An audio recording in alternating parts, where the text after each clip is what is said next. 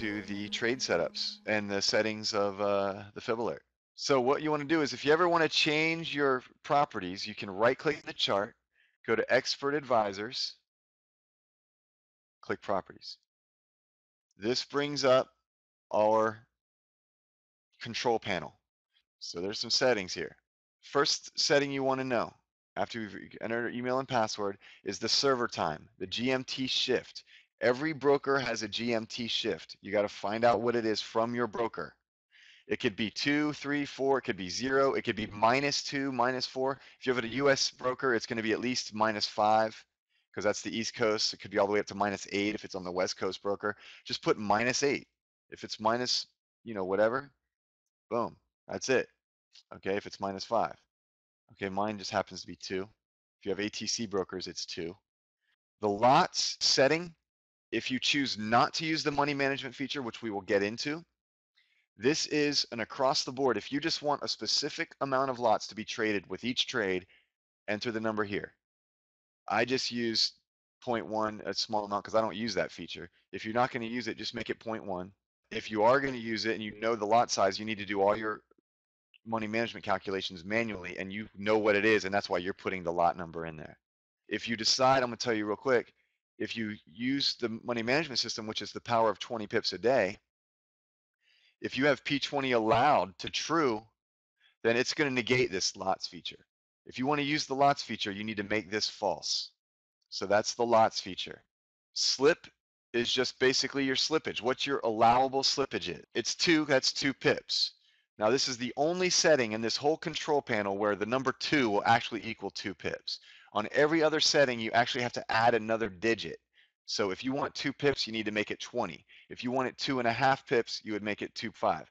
But not on this slip feature. The slip feature, it's just a straight up 2 or 3 or 1, whatever you want, okay? And that's your maximum pip slippage. All right, so if you want to get filled at 50 and it jumps to 53 before it receives your order, it will not fill you. Okay, 52 it will fill. All right, now levels range. Now this is something I'm going to explain to you because you'll need to, this will affect some of your settings. For the new guys, if you're really, just kind of learning these grids and learning the functions, this will be on a video. Don't worry about it. Just leave it at 20. Okay, if you're new, you don't want to complicate anything, leave it at 20. Okay, but I'll tell you what it is so you know. Okay, we talk about levels in Fibonacci grid trading. What is a level? Okay, I'm going to bring up our Tiger Trainer for a second.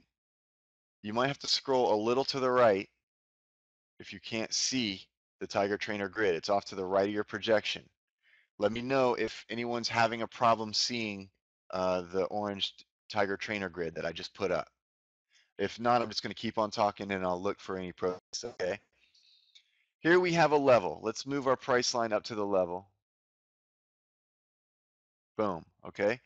That's a 3-column roadblock, is it not? Well, it depends. Notice you've got 76, 77, and 75. What levels range means is wherever the price is, it will consider any cars. If you've got it set at 2, any cars 2 pips above or 2 pips below will be considered included in that level. So if the price is at 76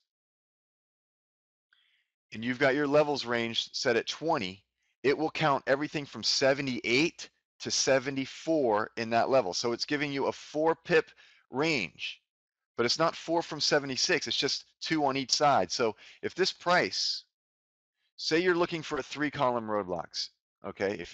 So right now, if your levels range is set to 2, are you at a 3-column roadblock?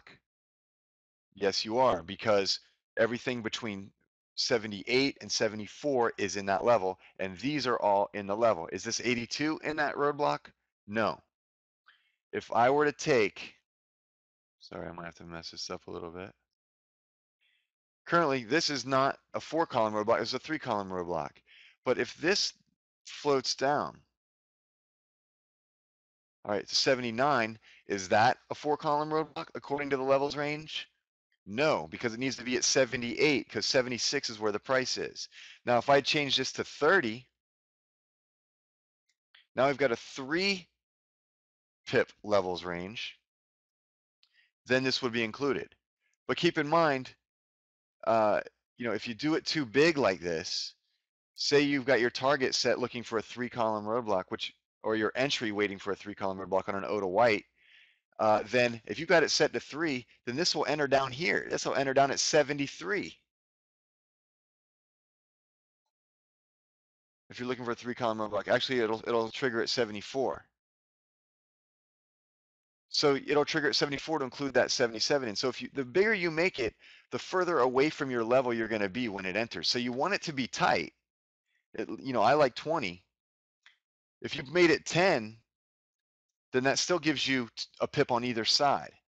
If I made it 10, then that way, if the price was at 76, I would still be at a 3-column roadblock because at 75 and 77. But if for some reason that 77 level were to move to 78 or 9, let's make it 8, then this levels range would not see this as a level, as the proper level if you're looking for a 2-column roadblock, all right, or a 3-column, because you've got one below, that's included, that's your 2-column, but that's 2 above, that's 3 above, so it's not going to see those, all right?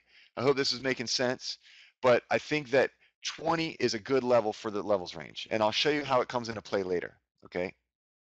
Any questions about that, though? Because if you've got any specific questions about the levels range, it's a good time for that.